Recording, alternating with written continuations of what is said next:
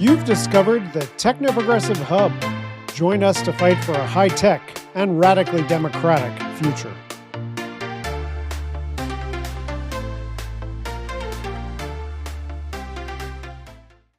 Today, we're speaking with David Shapiro. David Shapiro is a futurist, author, social media producer, and one of the most prolific popularizers of post-labor economics. The argument that accelerating automation isn't a bug to be managed, but a civilizational transition to be designed. Drawing on ideas ranging from universal basic income and sovereign wealth funds to the radical deflationary potential of AI-driven production, he makes the case that we're approaching a world where human labor is simply no longer the primary mechanism for distributing prosperity.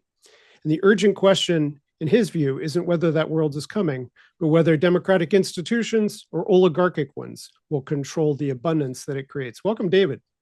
Thanks for having me. Good to talk. Longtime listener, and yes, it's very good to connect with the work that you're doing. I was fascinated last year when you got in a match with Gary Marcus, because it's like, why is he taking the time? But it's because you are one of the principal voices out there. So Yep. how is your perspective different from doomers like Marcus, accelerationists, people like Bostrom, in terms of why this time is different and what's happening? Yeah, so let me just kind of first clarify. Personally, I categorize someone like Gary Marcus as more of a techno skeptic because he's always saying, there's nothing to see here. This isn't the way. It's hitting a wall. People liken him to Jim Cramer, who every time Jim Cramer says like the market's going to go up and then it goes down. Right. So Marcus is often wrong just before the technology market proves him right. And interestingly enough, I actually agree with Gary Marcus on a lot of key points. Things about like the concentration of power, being skeptical of people like Sam Altman and even Dario Amodei. But Gary Marcus and I have very, let's just say, intense conversational styles, and so that makes further conversation difficult. Then when you look at people, like if you kind of break it down into two camps, the doomers. I would characterize that as, Nick Bostrom, Eliezer Yudkowsky, Connor Leahy, and then the accelerationists, which is Gil Verdun. I technically identify more as an accelerationist, and it's not from an ideological perspective. It is from a strictly pragmatic perspective. And by that I mean it's the default attractor state because of great power competition between America and China, between market dynamics, between Microsoft and Google and OpenAI. Acceleration is the default policy. So then the question is not whether or not you accelerate, it's how do you manage the acceleration as best as possible. And then one of the key differences, and I used to be friends with effective altruists and was courted by different effective altruist camps, is that I don't really believe that X risk is something to be concerned about, at least certainly not as it has been articulated by a lot of these figures, namely people like Connor Leahy, Eliezer Yudkowsky, Nick Bostrom. So you have a low hard takeoff estimation. Well, even if we do have, so first, I guess it would be worthy to define what would someone mean by hard takeoff. My understanding is that hard takeoff is basically something like Skynet happens, where artificial intelligence gets to a tipping point, and then the timeline between it's understandable, comprehensible, and corrigible, and we lose complete control is measured in hours or days, maybe weeks. And just having been in technology for 20 years, I don't see that as possible. There's many, many layers of failures that would have to happen, some of which are almost physically impossible to happen, for that sort of thing to happen. Not just the time that it takes to train a new model and the amount of time, money, and energy it takes to train a new model, because when you talk about fast takeoff, one of the ideas is that artificial intelligence becomes recursively self-improving at a rate that we lose control. So just from a data center infrastructure perspective, which is what in a past life, that's what I focused on. That's a tremendous amount of power. And I don't mean like military power, I mean electrical power. That's a lot of compute resources.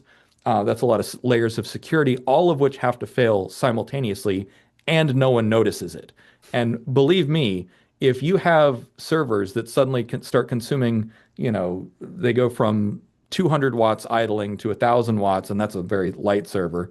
But, that's the kind of thing that even just your data center infrastructure team will notice. They'll be like, hey, where's all this power going? And there's always a big red button in a data center as well. So, Every data set that's been erased by an agent so far has been international news. right, right. So and that you have to basically know absolutely nothing about cybersecurity or data centers or cloud or any of this stuff to imagine that we're going to have this explosive recursive self-improvement. Um, But this is interesting because one of the debates about your work is that you're saying that because of the actual friction and the institutional realities, mhm. that these hard takeoff scenarios are unlikely. But one of Yeah, the pushbacks to technological unemployment in general is the notion that it underestimates the deployment timelines, the institutional resistance, and so forth. That right. it won't come as quickly as we expect. Yeah, so there's always debate around how fast some of these things will happen. From an economics perspective, there's things like Solo's paradox and the J curve of productivity, and Murphy's law. If something can go wrong, it will go wrong. And honestly, we're seeing Murphy's law play out in real time when Anthropic got sued to the tune of $1.5 billion for stealing books, and copyright infringement. OpenAI has multiple lawsuits against it. In one case, ChatGPT basically told a woman to fire her attorney and then let me see if I remember the story. It told her to fire her attorney and then hallucinated a bunch of case law. And so then I think it was even the prosecutor is suing OpenAI for a frivolous lawsuit or something like that. And then in another case, OpenAI is getting sued because a teenager used ChatGPT and it basically helped him plan a school shooting. And so, those are the kinds of things that are going to cause lots and lots of friction, legal friction, popular pushback. There's a lot of anti-AI movements and that sort of thing. But granting all that, in the grand scheme of things, whether or not automation is happening is not really the question. Automation has been happening for several centuries. So the base case is we keep automating. Mhm. As new technologies allow us to automate more, we continue automating. So then the question is, to what extent is total automation possible? And then secondarily, how fast will it happen? In pretty much all cases, particularly in a nation like America, we are very reactive, which means no matter how fast the automation happens, the government will only react after the fact. It's not going to be proactive, despite what some people want. Bernie Sanders is trying to do data center moratoriums, and I think good luck with that. Because if you manage to shut down data centers in, let's just say, New York State, they're going to go to Virginia, they're going to go somewhere else. And I don't think that a federal moratorium on data center construction is even constitutional. I don't think there's any precedent for that sort of thing, let alone a There are bills justification. being proposed, but They're proposing it, sure, but good luck getting that passed in this administration or even the next administration. There's too much money to be made. So again, by looking at the attractor state, looking at the incentive structures, acceleration just seems like the default. Now, again, there's going to be natural sources of friction. Sure, it would be silly to say, "Oh no, it's we're just going to continue accelerating indefinitely," like some people say. But that's kind of where I stand. I agree with that assessment. Although people push back on me and say that that's technological determinism and that I'm not giving sufficient weight to the notion that social pressures could forestall or reverse some of these trends. And there are counter examples like Google Glass. I always think of that. I really wanted a pair, but they just freaked people out so much that it failed as a product. And Yep. I don't see that happening with chatbots anytime soon. But yeah, Yeah. Well, there's a difference between a single product. So Google Glass, Apple Vision Pro, those sorts of things. An individual product can fail, but at the same time, what was driving, for instance, the adoption of smartphones was the combination of mobile data, miniaturization, battery technology, touchscreen, all of those things. So it was basically inevitable that something was going to occupy that space. And when we look at automation more broadly, so I use the term automation, and that refers to artificial intelligence, robotics, and everything else. automation is a broad class of technology. It's not any specific technology. I'm not saying chatbots are going to cause technological unemployment. It's the core driver of chatbots and everything else that will accumulate. And you have, the convergence, like what happened in the iPhone moment, where you have a convergence of many technologies that then comes in and makes kind of I guess I will say like there is sort of a technological determinism factor. You can't always predict it ahead of time, but just because something is difficult to predict doesn't mean that like it's impossible or that the other trends that are driving it are also not going to happen. And Right. this is a big component of how economics has generally worked, which is you take, base rate or past precedent and you take what data that you have to say, here's the trend. And so, for instance, David Autor, MIT economist, has pointed out that what he calls the missing millions, where the productivity of manufacturing has gone up disproportionate to the employment of manufacturing. In fact, manufacturing in America peaked in I think 1979, and it's gone down by about a third to a half since then. But in the interceding time, manufacturing output has doubled in productivity. That can only happen with automation. So again, when I talk about automation is going to ultimately reduce, our dependence on labor inputs, that is simply an observation of ongoing continuous trends that have been going for decades, depending on how you look at it, centuries. When I say centuries, what I mean is the primary sector of the economy, which is agriculture, mining, fishing, that sort of thing, used to be 3 centuries ago 90% of the economy. However, with the earlier industrial revolutions, as mechanization got into primary sectors, it is now down to 2% of jobs, 2% of the economy. So then the secondary sector, which is manufacturing or construction, where you take the primary goods and you turn them into, cars and bridges and homes and that sort of thing, that peaked and is now also on the way out. So we have a centuries long base case of entire sectors of the economy going from primary, and I don't mean, primary, secondary, tertiary, but I mean the foremost source of economic activity to being almost irrelevant as far as GDP is concerned. Manufacturing, the secondary economy, is heading that direction. And based on the data that I've looked at, it looks like the tertiary economy started peaking or at least plateauing around 2015. So if history is any lesson, then, the service and knowledge-based economy is soon to be on its way out once and for all. Mhm. So when we're looking for signs, I've been monitoring this issue for 20, 30 years. And now every month I check the BLS ratio of Americans who are employed, in the Hmm. paid economy. And it goes up and down a little bit. That's one kind of a sign. If that were to seriously start going down again, I think I would be able to send that to people and say, look, there's evidence that there's structural unemployment now caused potentially by automation, although there's other things, demography and so forth. But another sign is this productivity that you mentioned. And Hmm. the most economists have been puzzled by the fact that automation or computerization over the last 30, 40 years has not had a more dramatic effect on productivity. Do you have a story about that? Yeah, so I would say that while some people are confused that it hasn't, I would say that the data is relatively unambiguous because when you look at it's called the alligator jaws graph, where you have in the 70s the economic output starts going up faster and productivity, or sorry, the wage to productivity ratio started decoupling. So when you look at that, that's kind of the first most obvious sign that something has entered into what's called a secular change or a secular decline. So, and that's exactly what you'd expect with an automated economy. You would expect GDP output to continue to increase while labor's share of income decreases, and that's exactly what we're seeing.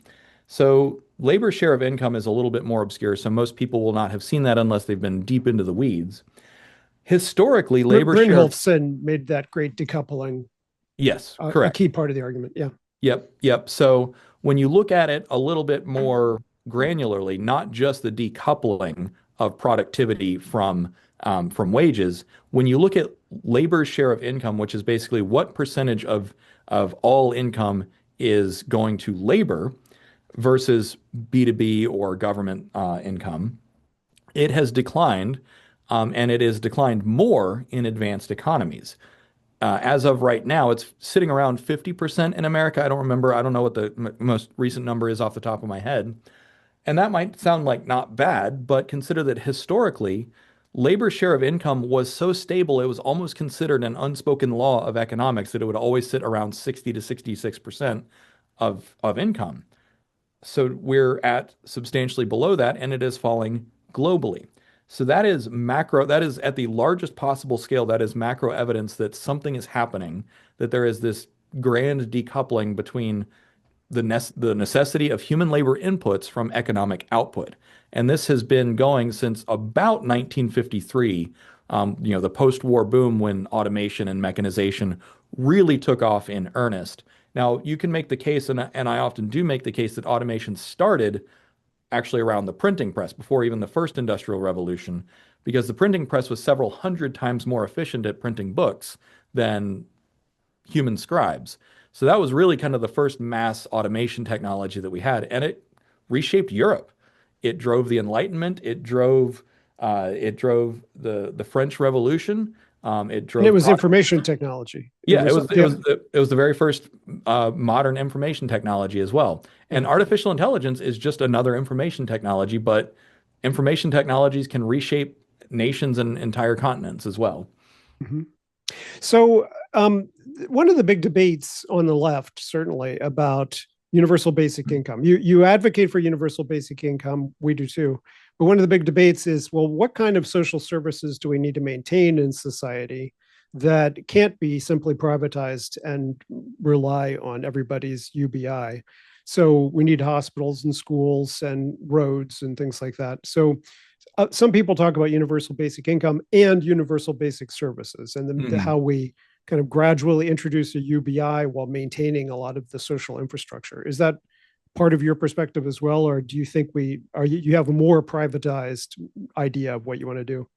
Well, I think even the premise is a little bit misleading because when you look at entitlement spending in America, it's already mostly universal basic income just for elderly people or universal basic services in the form of Medicare and other assistance programs. So we already have a highly socialized government. We just don't call it socialism. So Mitt Romney pointed that out. right, The yeah. 49% who are getting redistribution payments. Exactly, exactly. So, if Mitt Romney, who is a wealthy conservative politician, points that out, like it's just a matter of branding and labeling. So and then to answer your question, like what's the difference between a transfer, so if it comes from the government versus privatized services, I'm not as concerned about which services specifically are privatized or provided by the government. What I'm mostly concerned about is household income. And so let me explain why. Is household income drives 60 to 70% of GDP. So when we say that we have a consumption-based economy, what that means is that aggregate consumer demand comes primarily from household spending. So the household is typically the smallest unit of economic account, meaning that yes, we can track individuals, but an address, a specific home that has multiple people, usually, maybe one or two parents and children and dogs and that sort of thing, that is generally considered the smallest trackable unit of economic activity. Household income is derived from three buckets: wages, transfers, and capital. Now, wages make up, depending on the household, anywhere from, well, for some households, it makes up very little if they're on, social assistance of some kind, or if they're very wealthy and most of their income comes from capital. But the vast majority of homes in America, the vast majority of their income comes from wages, which is labor. Now, if we accept the premise that automation is coming and automation is going to obviate the need for most human labor, then wages go away or they go down dramatically. Regardless of what the unemployment numbers say, regardless of what the nominal, GDP to per capita says, If wages go down as a component of household income, then by definition, if you want to maintain a consumption-based economy, if you want to maintain aggregate demand, then transfers and capital must make up the difference. And wages go down not just because people lose their jobs, but also because automation suppresses the value of human labor. Correct. I mean, it comes down to what's called labor substitution. In some cases, when a technology passes a certain threshold, labor substitution becomes inevitable or it becomes desirable. Another way of saying that is it becomes economically irrational to use a human to do a given job. Let's take plowing fields, for instance. We don't even use draft horses to do that anymore. We don't even use individual tractors. We use gigantic combines and, multi-million dollar pieces of equipment to plow fields. And you have one person driving one piece of equipment that does the work of literally maybe 1,000 day laborers of how things used to be done 2 centuries ago. That's So a good example because you couldn't hire 100 guys to do the work of that one truck and keep them alive. So that the wages that you would have to pay them just to keep them alive would be more than that truck. correct. Yeah, and that is exactly the definition of automation. So from an economic perspective, the definition of automation is labor saving technology, meaning you use this technology, you use less human labor. So then you don't even have to make human labor useless. You just have to make it economically irrational to go with human labor, and then you prefer to use technology. And there's a double-edged sword here because capital, which is, equipment, software, hardware, buildings, that sort of thing, is taxed at a much lower rate than human labor. So even if the new automation technology is not even as good as your human employees, it might still be cheaper to switch to capital. So this is what's called capital deepening or capital intensification. It might make sense to switch to capital even if it's not as good as the humans are, just because it's cheaper for your quarterly statements. And that's a structure of how neoliberalism works. Parenthetically, Atur and Asimoglu and somebody else just published a paper called Pro Worker AI. And one Hmm. of the proposals that they make in there, one of the observations is that they think our tax policy, American tax policy, is too generous for tax benefits for capital investments and not generous enough for labor investments. And that if we shifted the tax policy between those two, we might be able to encourage more human labor. Yeah. Certainly that's a stopgap measure. If you make it cheaper to hire humans, then that's what people will do. Mm-hmm. You can do tax breaks on human employees. You can do, everything comes down to incentives, and it's reward or punishment. You reward the behavior that you want to see, you punish the behavior that you don't want to see. It's one of the reasons that for instance, just how tax policy can shape behaviors at large is mortgage payments. So your mortgage interest is tax deductible. Why? Because at a macroeconomic scale, we would prefer people to be homeowners rather than renters. It's a great way of building wealth. Likewise, if you want people to marry and have children, you make that the cheaper option. So we have tax breaks for, childcare and that sort of thing. And yes, and I'm familiar with Darren Acemoglu and Robinson and their work. They often say that, economic policy can shape the form that a technology takes. But when you look at the historical record, no law was going to prevent the printing press. In fact, the Ottoman Empire tried that for 2.5 centuries. They banned the printing press for use of Muslims to protect the jobs of scribes. In Constantinople, I think there was over 200,000 scribes. And so whenever that's like, oh, well, we want to use the printing press because it'll make administrative costs better, they said no. So they essentially unionized. It wasn't obviously a union, but they used their collective power to say, no, keep that out of here. And that's one of the reasons, in my opinion, one of the reasons that the Ottoman Empire ultimately is no longer an empire, is because any time throughout history when an empire or a large nation has resisted technology, they ultimately become irrelevant. We see that that's how the West overtook China because China had writing and ships and sailing and magnetic compasses for centuries, centuries longer than the West did. But because they did not have an innovative culture, they ultimately kind of fell by the wayside, and they're still trying to play catch up. Now, China has, of course, overtaken many other nations. They've doubled down on technology. But the point that they've had to play catch up for the last 2 centuries is kind of kind of the point. And so that Yeah. goes back to why I say acceleration is the default policy for any rational state.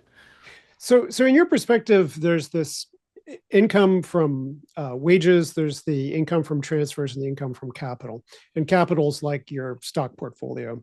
Yep. And the idea that people should be have a universal stake in society through universal stake ownership of stocks is goes all the way back to like Thomas Paine. He proposed that American property, that the land to be divided up, not among Indians, but he divided up all the settlers and have an equal stake that you would get at 18 or something like that. But that idea has continued in various forms all the way up to the present. Sure.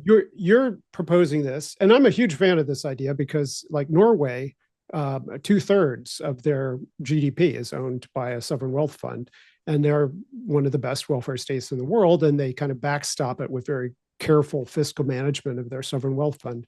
And Hmm. so I'm a big fan of sovereign wealth funds, and the fact that Trump decided to just imaginarily create one last year, we'll see where that goes. But Right. so sovereign wealth funds are central here. And why then? There are a lot of there are no leftist fans of yours that I could tell, but there should be because the sovereign wealth fund is an essentially socialist idea, isn't it? Yeah. So just a quick commentary on the current political discourse. My hypothesis is that artificial intelligence has become a right-wing issue, Mm-hmm. mostly just because there's, hawkish companies like Palantir and Elon Musk, and there's lots and lots of tech bros who are very, very right-wing.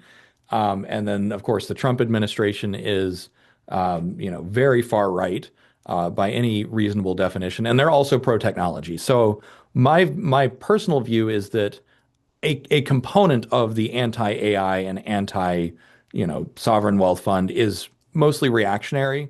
Now, that's not to say that there aren't their own meritorious arguments to say, hey, we need to be careful about how we navigate society. But yes, I've had plenty of, self-described progressives and leftists say like, why do you want to take people's jobs? I'm like, I don't want to take their jobs. I'm just reading the writing on the wall. That's I'm, right. I'm just observing the trends that there is no economically rational reason that that a company or an enterprise should have more employees than they're absolutely required to have. They have a fiscal responsibility to reduce headcount, and and, that's what and the free and market public demands. employment doesn't solve that problem either. I keep pointing out to Yeah, people yeah, that if you were being asked to pay taxes so that you could hire a guy to dig ditches when you knew that a machine could do it a tenth of the cost, you would be yep. really pissed off about paying your taxes. Oh yeah. No, I mean that is what David Graeber called a bullshit job. Right. And so the idea of, I've had people pitch the idea of like, well, what if we use unions to guarantee jobs, or what if we go public sector? I'm like, that is just economically wasteful. And besides, Obama even tried that with his shovel-ready jobs program. The fact of the matter is that people don't want to sign up for bullshit jobs. They don't want to sign up for dehumanizing jobs. And I think was it Boston or Massachusetts? They were trying to pass a law that robo taxis had to have a human driver in them at all times, ready to push the gas pedal or the Wow. brake pedal. And I'm like, who would want that job? Yeah. It's like That's like saying Japanese elevator operator. right, exactly, exactly. So those are interesting ideas, but from a geopolitical perspective, a geostrategic perspective, from a macroeconomic perspective, they don't make any bit of sense. Because when you say, what does a nation want to do? A nation wants to be as prosperous and powerful as possible. That's how you project power. Whether or not anyone agrees with our ability to attack Iran, we have the ability to do that as an American nation. Or, Japan's ability to defend themselves from China, so on and so forth, South Korea's ability to defend itself from North Korea. You only do that by becoming a more efficient and innovative society than your adversary. So when you accept that as an axiomatic fact about how the world works, you say, okay, well, then the incentives say we need to automate, we need to reduce the headcount of employers. Then the real question, though, is okay, what is it taking from people? And there's the status quo conversation, which is economic agency, purpose, and civic leverage. Now, there's obviously more dimensions to it, but those are kind of three top of mind. So let's unpack those. So, first is economic agency, which is your ability to influence your economic destiny. Mhm. That is the old 1990 definition of economic agency I was able to exhume in my research.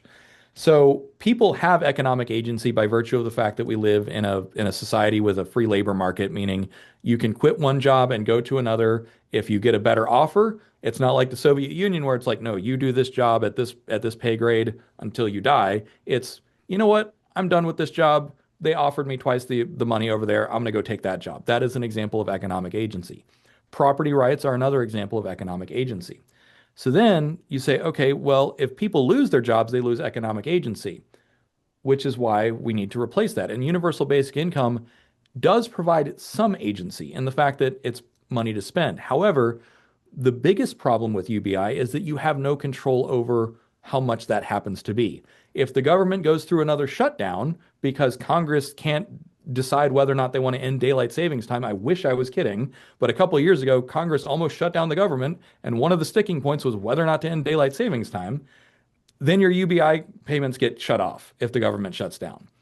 Well, you don't want to be held hostage like that. And if the Congress that gets elected or the president that gets elected is against UBI or that sort of thing, you don't want your livelihood to be held hostage by the government. So, So, so part of your argument is that there's an instability, potential instability in government financing, and sure, that you don't want to rely on. But there's also potential instability in the private market if your money's invested in Roth IRAs or whatever. sure. You know, the Iran war right now has reduced my stock portfolio considerably. So Yep. there's risks in both directions. Don't you think we need at least a balanced portfolio of risk there?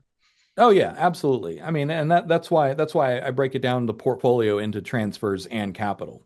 And there's also different categories of transfers and there's different categories of capital.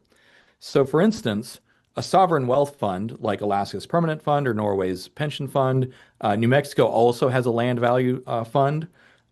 Those, when they are done well, they are administered by a completely independent third party with a tremendous amount of oversight and independence from the government itself.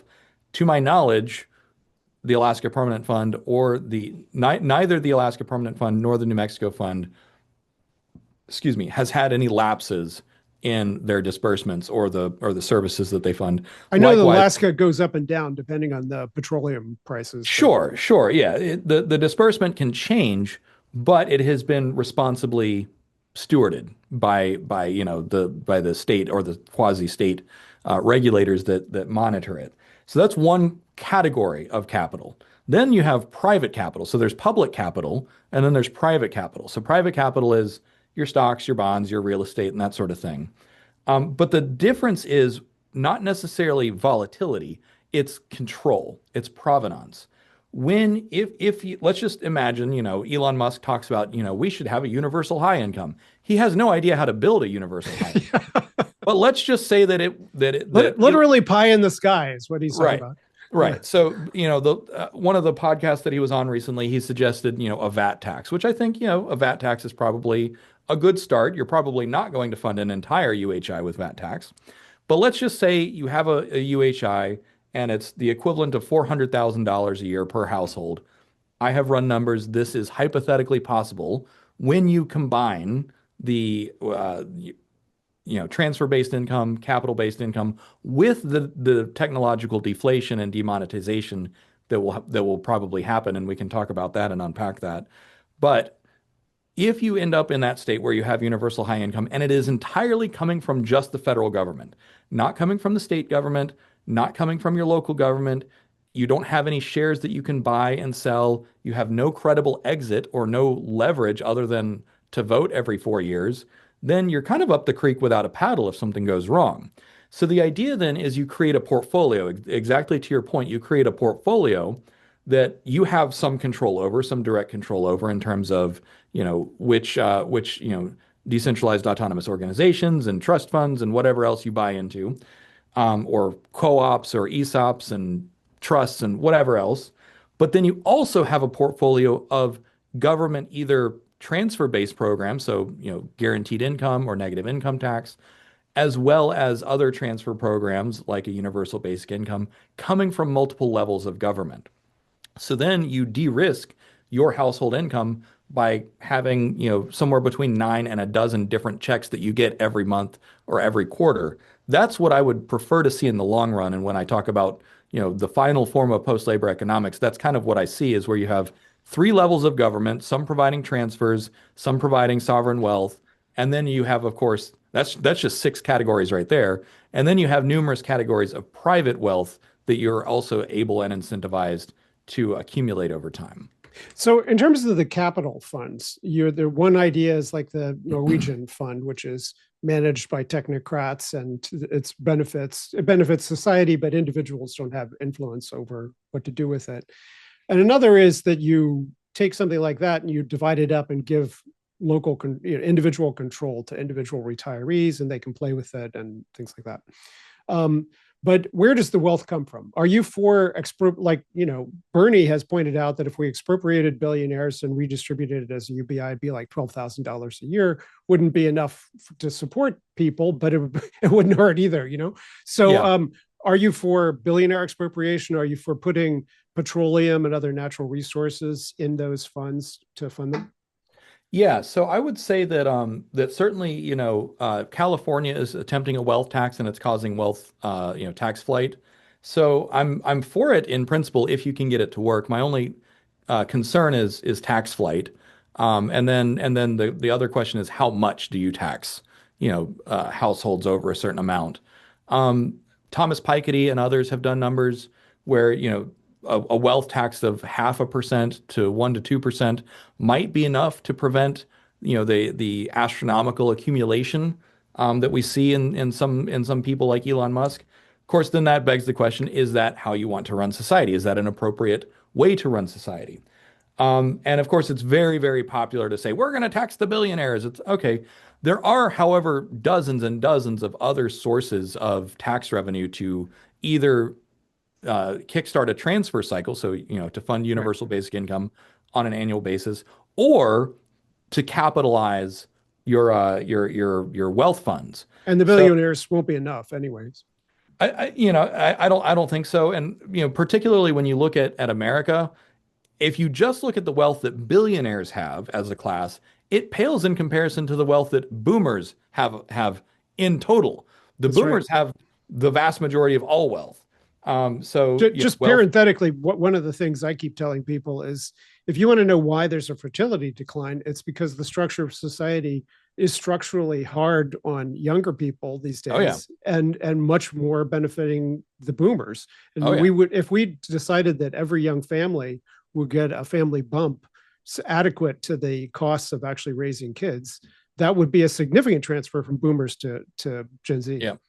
Well, yeah, and so that one of the most interesting artifacts that I've discovered in my research, just to put a pin in that, is that retirees in France actually increase their income over time more than working class, than working age people, because the laws are so favorable and they continue to accumulate wealth even though they've stopped working.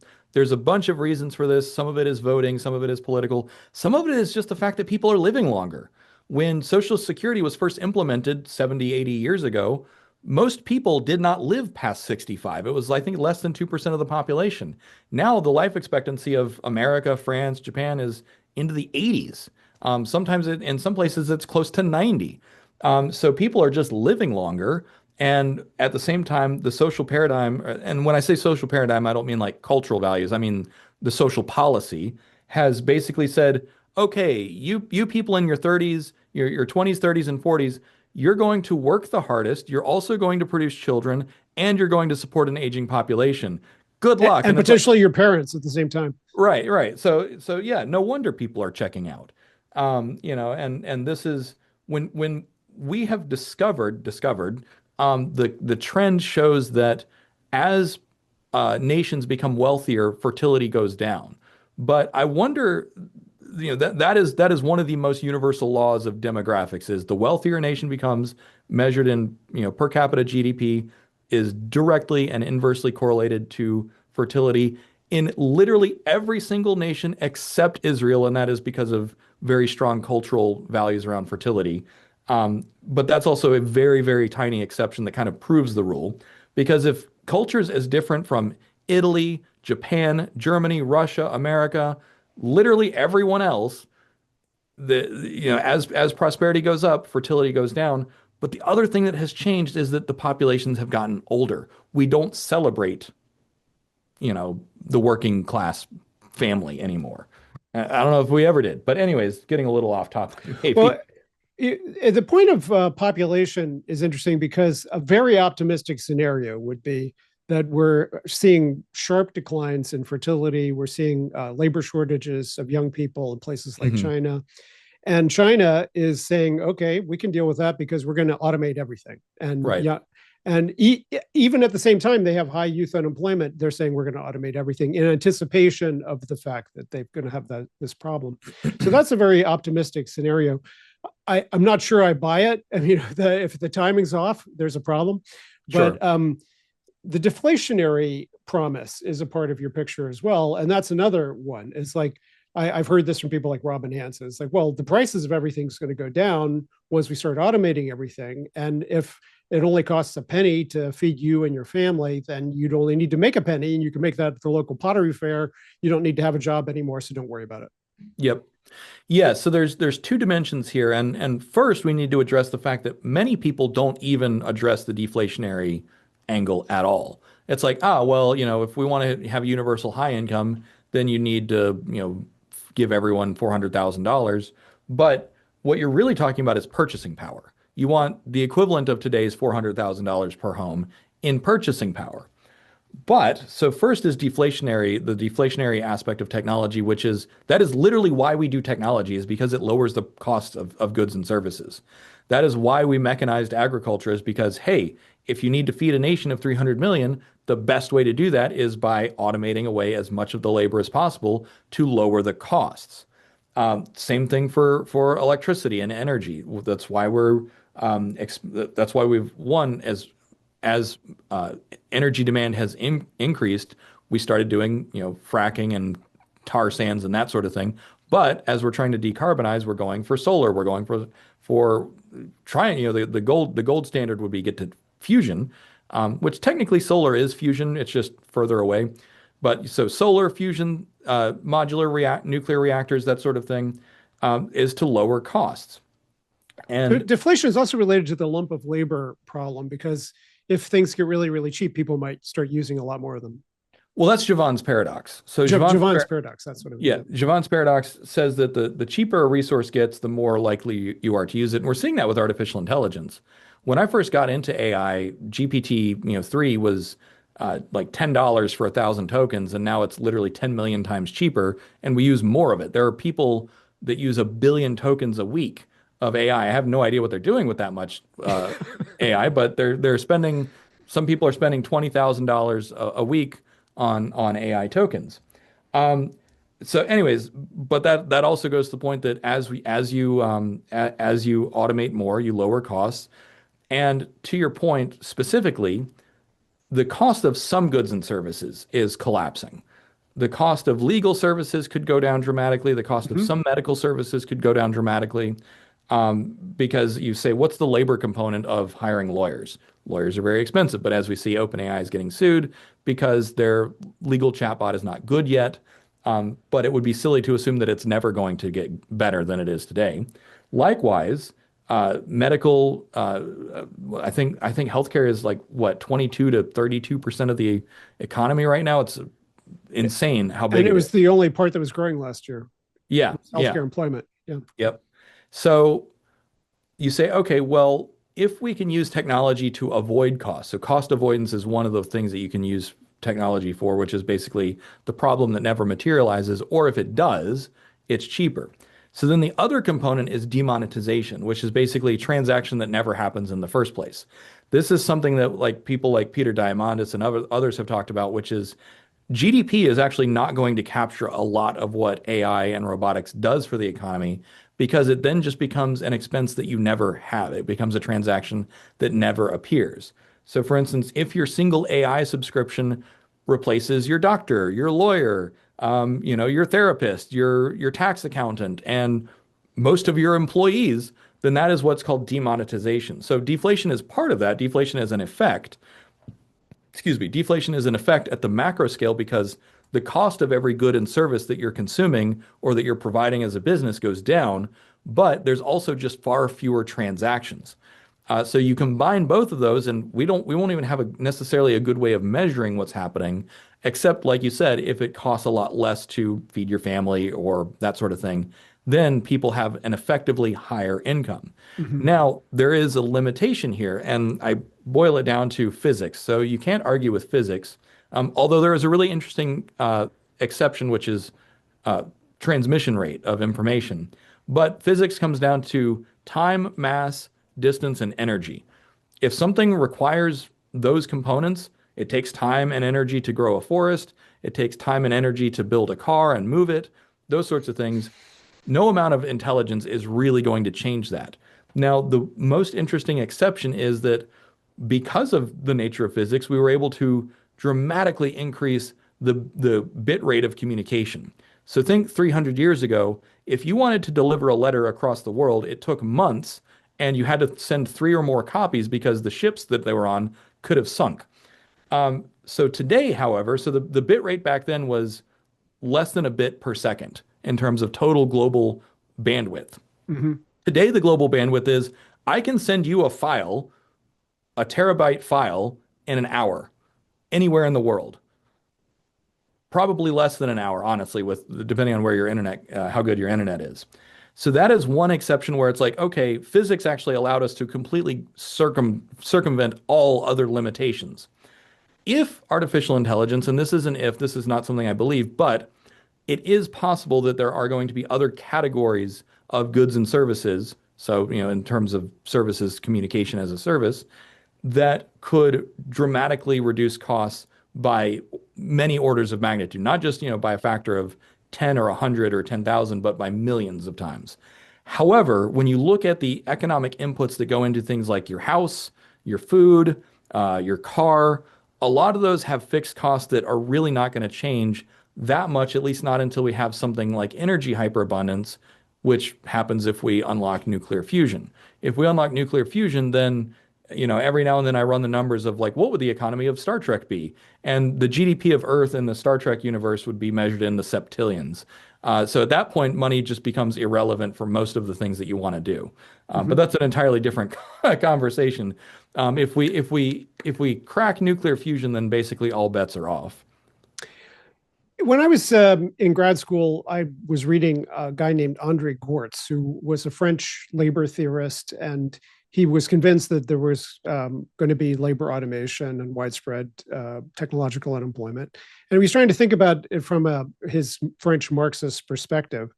And he wrote a book called Farewell to the Working Class and then Pathways to Utopia. He basically was arguing for not actually a UBI, because he thought that there should be obligations of receiving your income, like voting and things like that. Yeah.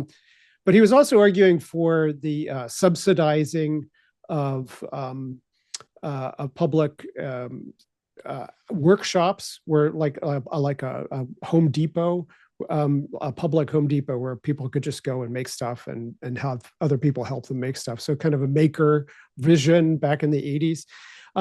I was very enamored with his view, but the central problem that he had was, if you're a Marxist, the way that capitalism shapes the working class, and then the hostility of the working class, the contradiction between their interests and the interests of the owners, becomes the central dynamic and what you're trying to encourage as a part of what will change society. But he said, look, there's not going to be a working class. And so we need to figure out how to organize the non-class of non-workers. Hmm. And if you go back there in the 60s, there were some efforts to organize people who receive social assistance, and to have welfare rights organizations. But that's a far different and far more challenging task than a labor union. My Hmm. son's a labor organizer, by the way. And so I think this is what, like, for me, politically, one of the biggest challenges that we face. I mean, obviously, the parties are going to be taking positions, the Democrats, the Republicans, but how do we organize people for such a fundamental change that most people see as hostile to their own interests, right? How do we collectively bring them together? Yeah. There's a lot of ways to do that. So the highest order, the most abstract thing is through narratives. So coordination technology at the most kind of abstract level is the narrative. So the idea of Marxism, the idea of socialism, the idea of democracy. All you have to say is freedom, in America. And that's not just a word that says like, freedom from constraints. It is a cultural value. It is a what's the word? I can't remember the word right now. It's a shibboleth, right? It's a talisman that says this is a particular set of beliefs. So one of the things that you can do is you can build movements around specific ideas, specific words. And you use that word and it becomes its own myth. It becomes its own legend. Abundance. Yeah, abundance is an idea. UBI kind of becomes its own shibboleth. AGI, at the beginning of the conversation. Fully Uh, automated luxury communism. yep, exactly, exactly. So each of those becomes a rallying cry or what's called a Schelling point. So a Schelling point is, I'm going to butcher the definition, but it's basically a point at which you can organize without having a central organizer. And so you can have people who are super narrators who have outsized narrative influence. People like Elon Musk. So Elon Musk basically says we should have UHI, and then you have a whole bunch of people saying we should have UHI. So then UHI becomes a Schelling point. UBI becomes a Schelling point. So that's kind of the next level down if you want to kind of break it into media theory as to why narratives are powerful. There's an idea that I would like to inject into the conversation, and that is the unexamined assumption that labor law should not change. We act as though it is a foregone conclusion that the billionaires are going to get richer and that they're going to be the owners of capital. But then you have to ask yourself, what function does a billionaire serve if artificial intelligence is smarter than them? What function does a billionaire serve? Because you say, okay, what do elites do? If you not looking at it from an ideological perspective, but if form follows function, you say what they do is they concentrate optionality and they concentrate risk. And so when I say they concentrate optionality, that's what the pharaohs did. They built the pyramids because they were an early elite. They said, hey, I'm going to organize a ton of labor and a ton of resources to build a pyramid. SpaceX is a modern pyramid. Elon Musk says, I'm going to take a lot of risk and I'm going to concentrate the willpower of people through money and through incentive structures to build a space program. That was a big risk. But the thing is that that kind of capital market exists because of scarcity of intellect, because of scarcity of energy, and because of scarcity of labor and resources. But as we were just talking about, if artificial intelligence is smart enough to destroy the labor force, it's probably going to be smarter than Elon Musk. If we end up with nuclear fusion, then energy is no longer really a bottleneck. So what the question to reinterpret your question, and if you don't agree with this reinterpretation, that's fine. But the real question is, how do we make collective decisions as a society Mm-hmm. in this technological future? That is a far more interesting question. So let's just use an example. Should we go to Mars? Right now, the dream, the vision is that Elon Musk is the guy who's going to take humanity to Mars. But is that even the best policy in this future? If we end up with nuclear fusion and artificial superintelligence and robots, why wouldn't we just vote on it and give NASA more power? Because then that is a collective decision that is done through democratic means rather than one industrialist billionaire who says, I'm going to put man on Mars. Now, that's Right. not to say that we should shut down SpaceX. There's probably always going to be room for some private enterprise. But in this distant future, and it might not be that distant, I don't necessarily see an arbitrage opportunity for the elites. I don't see them actually serving a function other than rent seekers once we have superhuman intelligence. So, insofar as oligarchs are rent seekers, are new tech oligarchs, there is this theory of techno feudalism. I understand that you're endorsing this idea. I'm not sure if it's the Varoufakis version of it or which version of techno feudalism you foresee.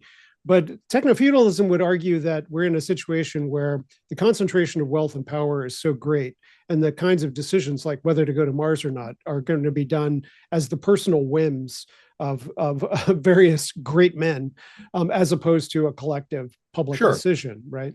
Yep. So the project of overturning a feudal society is democratization, and you're talking about the democratization of control of capital as one part of it. Do you have other things that you think we need to focus on in terms of democratization?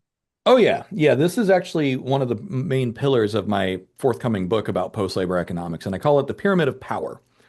So when you look at what actually gives people leverage, there is the theory I developed of what is the actual basis of every social contract that has ever existed, and it's what I call double bilateral dependence. And that is that the state needs two things from the people, and the people need two things from the state. And that incentive structure has dictated literally every government from ancient Athens and ancient China to Rome to Nazi Germany and America and China today. And so the two things that the state needs from people is number one, production. So that is labor, taxes, that sort of thing. And then military service. So that you need actual soldiers and officers. And then on the other side, there's of course more things, but this is the hard nucleus of every social contract. So then what people need from the state is number one, physical protection. So that's military, law enforcement, that sort of thing. And then provision. So provision or enablement of prosperity, which is court systems, police systems, property rights, that sort of thing. That is how literally every single nation has ever worked, every kingdom, every fiefdom, everything. So when we talk about techno-feudalism, the assumption is that there's some kind of social contract that keeps things organized the way that things are. One of the functions that elites have offered us is to decentralize, or not decentralize, but to offload decision making. We have a professionalized class of not just billionaires, but also intelligentsia and politicians. We have career politicians and that sort of thing.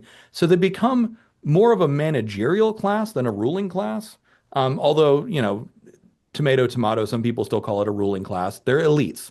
The definition of Some elite. get to go to the island, some don't. Exactly, exactly. So the definition of an elite that I use is a minority class of people with outsized agenda setting influence. So whether that is narrative influence, financial influence, political influence, military influence, doesn't matter. It's a class of elites.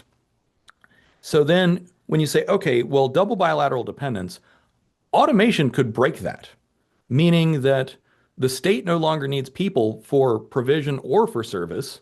So then we're no longer useful to the state. And this is what Yuval Noah Harari says, the useless class. He's worried that we're going to have and what online the memes call it a permanent underclass. Hmm. So, then we become a useless class. There's no functional incentive to work together anymore. Cheaper to let Why? you die. Yeah, so that's one argument. However, if you look at it from a macroeconomic perspective, then there is actually an incentive because income and household spending drives most of GDP. So the politicians actually do have some incentive to make sure that we don't go broke and starve. Unless, of course, there's another theory that they'll just become a self-sealing, that they'll all move to the island and say, to hell with you. But then we still occupy most of Earth. Anyways, that's more of a sci-fi, Matt Damon movie Elysium kind of view, which I guess We may anything is need to go possible. to war with North New Zealand, apparently. That's Apparently, right? Yeah, and Greenland, yeah. and wherever else the bunkers are.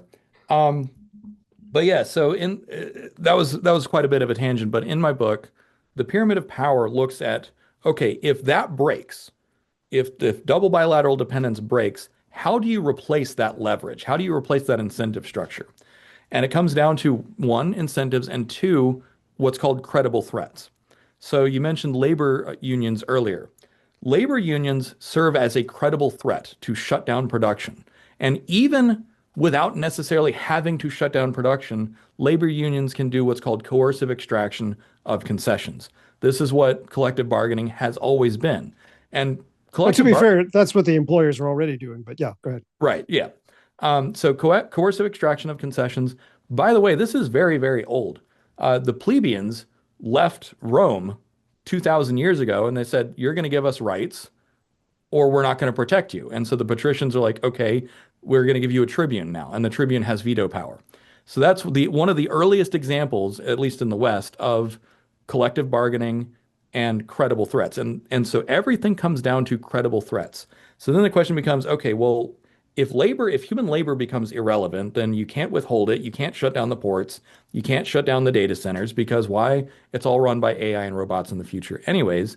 So then you say, well, that's a really tough nut to crack. So what we have to start doing is building the infrastructure of credible threats today. At the baseline is things like what I call immutable civic bedrock. So that's stuff like self-sovereign identification, that's land registries on blockchains, stuff that is transparent, immutable, and decentralized. Decentralization is one of the primary parts. Layer two of the pyramid of power is radical transparency. Democracy is strengthened by sunlight and transparency. So, one of the foremost examples of this today is in Ukraine. They had horrible corruption. So, I think it was in 2014 or 2015, they implemented what they call the Prozoro platform, which I think that's literally Ukrainian for transparency. And this was a procurement platform because they had such terrible government corruption that they needed an alternative. But what this actually sets the stage for is to show that you can actually have a radically transparent government function that improves things for everyone. It lowers costs, it lowers corruption, and it completely cuts off a way for the elites to manipulate the way that things happen. Mhm. There's many, many other layers and many, many other examples that I don't know if you want to get into all of them, but the idea, yeah, Estonia, Taiwan, there are a couple yep, countries that are going pretty far with that kind of digital yep, transparency. yep. You mentioned crypto, and I know that you have been sympathetic with ideas that blockchain technology might be a part of a Mhm. decentralized platform for managing some of this stuff. And decentralization, you've said that you want to push decisions to the lowest effective level. But I think one of the observations I just did an interview with Alan Rosenstein, who's was talking about the Anthropic controversy with the DoD, and he's writing a book called Unitary Artificial Executive, which basically argues that artificial intelligence makes it very efficient to centralize all authority in the White House, and that was what Doge was trying to do. So on the one hand, we can say, well, look, in this transition, we'd like for power and resources and decision making to be decentralized. But on the other hand, the technology itself has an internal dynamic that it seems to be more centralizing. Yeah, I think that's within the realm of possibility, at least as it exists today, just due to the nature of data centers. But consider, for instance, that China is releasing a bunch of open source models that can run locally. Now, obviously, they're generally CCP aligned, which is not ideal. But NVIDIA just announced that they're going to spend $26 billion to create the best frontier open weight models that they can. And so while hypothetically, centralized AI might solve the coordination and information problem, the the reason that markets exist, and this is markets of all kinds, so labor markets, goods and service markets, but even marketplaces of ideas, is because of information asymmetries. It is simply impossible for, even with advanced artificial intelligence, look at how much China invests to try and keep track of literally everything going on. It is still impossible to fully control everything and do so efficiently. That I don't think has been like, yes, it would be silly to deny the possibility that artificial intelligence could create the perfect panopticon, and those sorts of things. But if the goal is efficiency, then that's not the way to do it. But Instead, it, instead it of was what the Doge boys imagined they were doing, right? Was that we're going yeah, to wipe out half of the federal workforce and work the hell out of the rest of you with centralized performance metrics. yeah, yeah. I mean, they were 22 years old, and all of them have been run out of the government, as far as I know. So, the hubris of teenagers, that's fine. It was a wonderful theory. It has been tested, and it didn't work. In the long run, I do think that the optimal number of employees for the government is much lower than it is today. But doing it brute force like that was just, I don't think it was ever going to work. Mm-hmm. But I guess the general point, there's two things. One thing is you mentioned is the corporate monopoly concentration of capital. And Cory Doctorow, for instance, has given a lot of attention to this, and he sees it at the monopolies that have developed in technology as one of the central reasons for the enshittification dynamic that he talks about, the reduction of quality of service and the increase in cost. Um, so well, I forgot where I was going with that, but yeah, the planning and coordination problems, I think, require from in my mind as a federalist. I've always been a world federalist, and I've never been an anarchist. And one of the reasons is that I see specific kinds of decisions that need to be made at every level of political polity. Sure. Yeah. And so I'm sympathetic with the idea that we want to decentralize as much as possible. But when I hear it from blockchain or crypto guys, it sounds more like we want to eliminate the state and have everything be, run by DAOs. Yeah. Well, I'm fervently against the idea of the network state. Yeah. That I think is also I'm just going to be very frank, that is a very childish science fiction kind of fantasy. Mhm. Um, when going back to like asking what is the purpose of government? The definition that I have come up with that I'm working on writing another book about is that the purpose of government is coherence within to manage chaos without.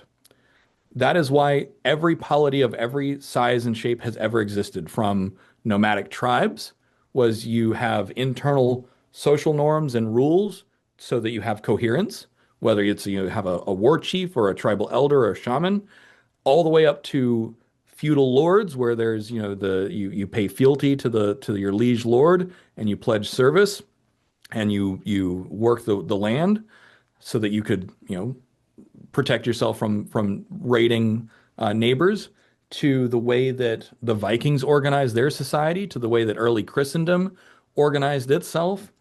So if you index on that as why does a state even exist in the first place? You say, okay, well, it's for internal coherence and cooperation, not enforced, because the Soviets basically had the same idea, but it was saying you're going to do exactly what we say, and we're going to enforce cooperation and coherence. But that was actually rather incoherent. Well, Same thing with for the you agree with CCP. the monopoly of violence within a territory, right? That, That is a feature. That's not central. mm, That is one of the mechanisms by which you can arguably say this is how we manage it, but it's not even true in America. You have things like castle doctrine. Like if someone were to try and break into my house, I would be within my legal rights to kill them. And that is pretty, I think it's like 40 states, it's unambiguous. If someone breaks down your door, unless it's a cop, like you can kill them on the spot. So even America doesn't have the state is the only legitimate monopoly on force, on use on lethal force. And lethal force is a credible threat. That's why it was written into the Constitution. The ultimate backstop is the credible threat of having a well-armed populace. mhm. So the framers of the Constitution understood that if all else fails, then the credible threat of a well-armed population is leverage. That is weapon against tyranny. I expect the NRA to help us fight fascism any day now. Yeah, well, ideological capture is always the thing. So well, let's see, where were we? Oh yeah, purpose of the state. Yeah. So if you accept that the purpose of the state is managing coherence and cooperation inside for chaos externally, then you can quickly rederive, okay, to your point exactly, and this is me agreeing with you, there are certain kinds of decisions that make sense to happen at every level. So the Canton idea, comes from Switzerland of subsidiarity, which is push every decision to the lowest level that it makes sense to push it down to. Mhm. So, for instance, zoning laws that should be done by the city or the county. For industrial laws, local pollution and that sort of thing. Let the state manage the estuaries and the mountains and the marshlands. For national defense, federal level. It makes sense at that level. So it is not a uh, I do need to clarify that when I have talked about subsidiarity and when I have talked about crypto as a potential technology, it is actually not actually even required.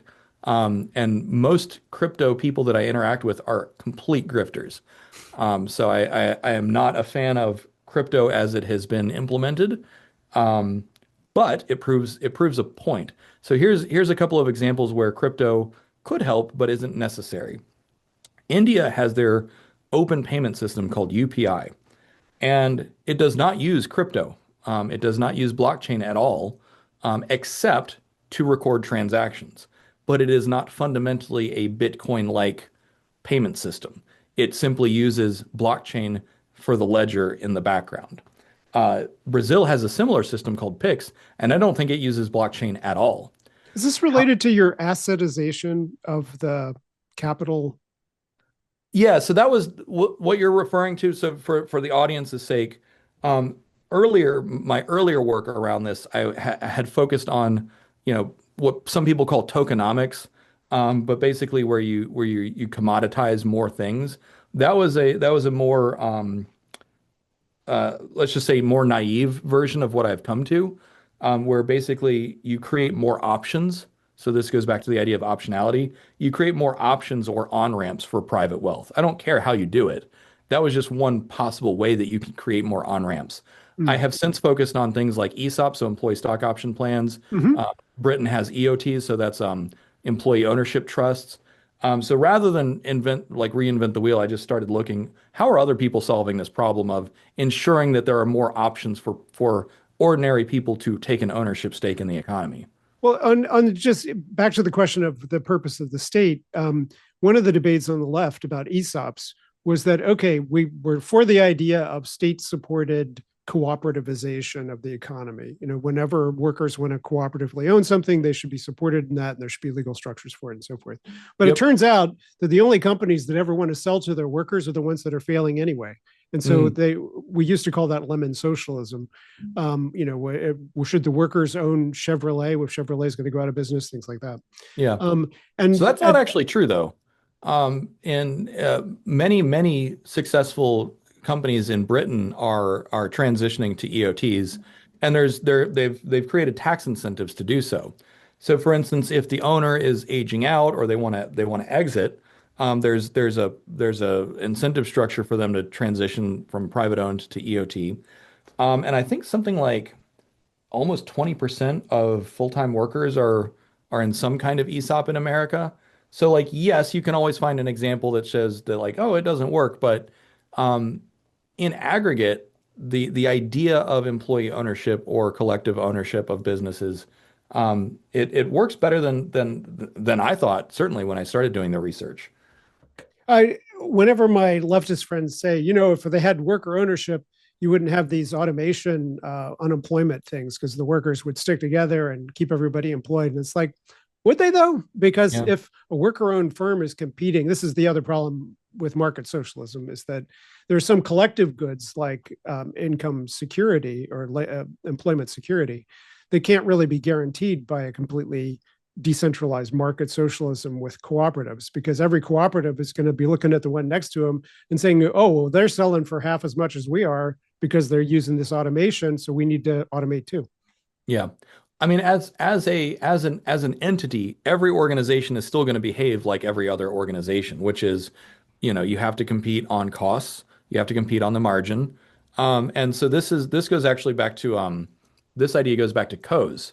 So Ronald Coase, I think Ronald Coase. Basically, he defined that or articulated that the purpose of a firm or a business is to reduce transaction costs. So if it is more efficient to internalize something, you internalize it. Otherwise, you buy it from a market. I am not convinced that many businesses will survive a fully automated economy. And the reason is because, like, okay, just consider all the offshoring that we do today. Why? Because it's cheaper to hire someone in India or Thailand or Pakistan to do some coding for you, but that is already rapidly reversing. So then you internalize all the coding costs because it just costs a $20 subscription to, OpenAI or Anthropic. Many businesses spend more than that, but the point is that you can then internalize that cost. And then when you look at what else are you arbitraging as a firm? In some cases, there is a geographic constraint. Like if I hire a fencing contractor, I'm hiring a fencing contractor who's local to me. So there is some geofencing that you can do to say, okay, well, you can justify X number of fencing contractors in this vicinity, but if they all end up using robots, then again, you collapse toward the margin of goods. And also, if those robots are around, why don't I just buy a robot myself or rent one to put in my fence for me? That goes back to the idea of demonetization that we talked about earlier. So I'm not convinced that elites serve a function in this future, and I'm not convinced that firms serve a function in this future in many cases. In some cases, for instance, extraction of primary resources like lithium and iron, it makes sense to have property rights and that sort of thing.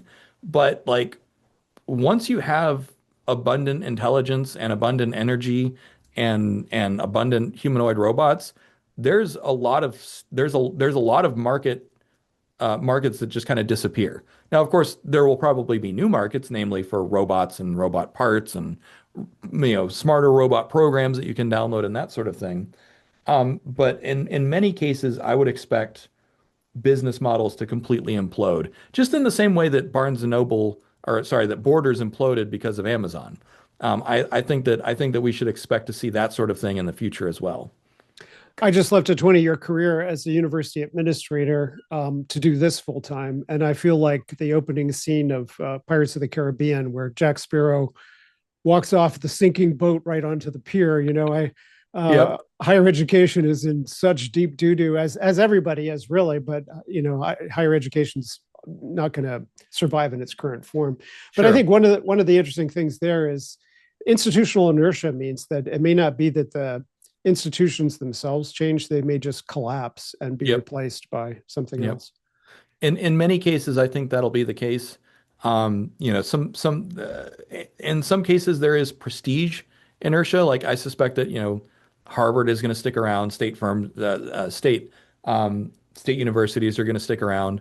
But even still, like you go to some campuses and like you can tell where they're underinvesting in certain departments because they give them the older buildings and or they're poorly maintained. And like local to me, Duke University and Chapel Hill, they're all pivoting to try and focus on artificial intelligence and robotics and that sort of thing.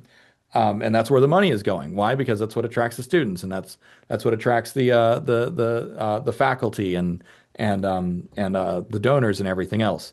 So yeah, David, it's been a delight, and you are an example of a successful public intellectual pursuing that margin between social media influencer and being public intellectual and activist. And I think you're doing a great job of it, and I hope you have much success. I'm going to put in the show notes links to your Kickstarter, your Patreon, your course, Post-Labor Economics through School. Is that you're still teaching that? I'm actually moving to a different one. A So different one. Okay. yep. So but yeah, thank you for the plugs. Substack, Blue Sky, X, LinkedIn, and YouTube. Yep. So please check out David's work, and we will talk again. Thank you so much. It's been fun. The Techno Progressive Hub is sponsored by the Institute for Ethics and Emerging Technologies and hosted by me, Jay Hughes. Find us at Substack at Techno Progressives.